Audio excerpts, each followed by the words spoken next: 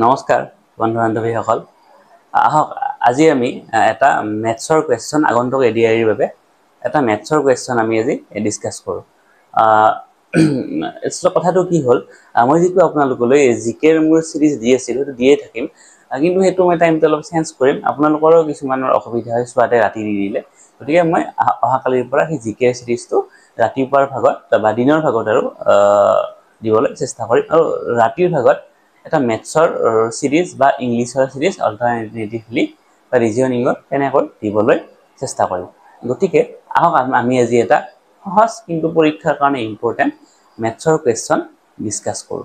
so আজি মই discuss কৰিবলগীয়া কোৱেশ্চনটো হ'ল এইটো মই স্ক্ৰিনত আপোনালোকক দি দিছো এই কোৱেশ্চনটো আমি আজি ডিসকাস কৰিম সো এই কোৱেশ্চনটোত কি কৈছে প্ৰথম আহক আমি বুজি লওঁ সো ইয়াত কৈছে যে এটা সংখ্যা আমি সংখ্যাটো নাজানো কি এই সংখ্যাটোৰ পৰা যদি 40% এটা বঢ়াই দিয়া হয় এই সংখ্যাটোৰ 40% বঢ়াই দিয়া হ'ল কিন্তু আমি সংখ্যাটো নাজানো তাৰ পিছত আপোনাৰ কি কৰা হ'ল সেই সংখ্যাটোৰ পৰা 40% বঢ়োৱাৰ পিছত আকৌ 40% কমাই দিয়া হ'ল গতিকে সংখ্যাটোৰ 40% কমোৱা হ'ল এতিয়া কোৱেশ্চনটো সুধিছে কি সংখ্যাটোত ওভাৰঅল কিমান পাৰ্সেন্ট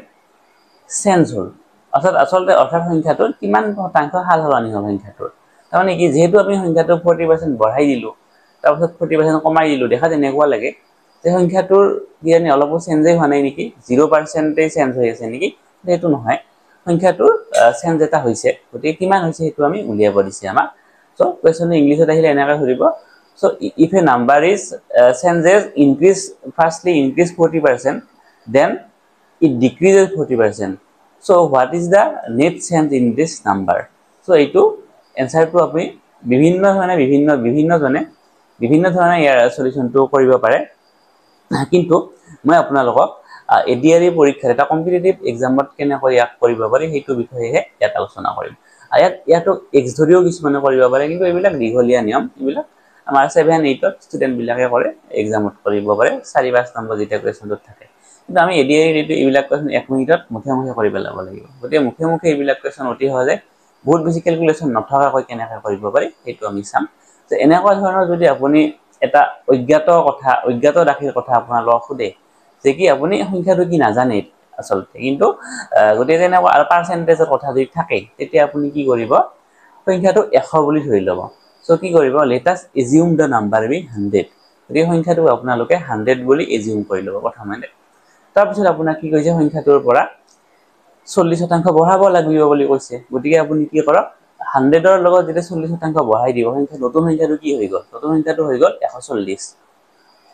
এতিয়া কথাটো হ'ল নতুন সংখ্যাটো আমি 140 পালো তাৰ পিছত 140 ৰ পৰা আপোনালোকক কি কৈছে 40% আকৌ কমাওৱা কথা কৈছে গতিকে আপুনি এতিয়া কি কৰক 140 ৰ পৰা প্ৰথম 40%টো কি হ'ব হেতু উলিয়াই লওক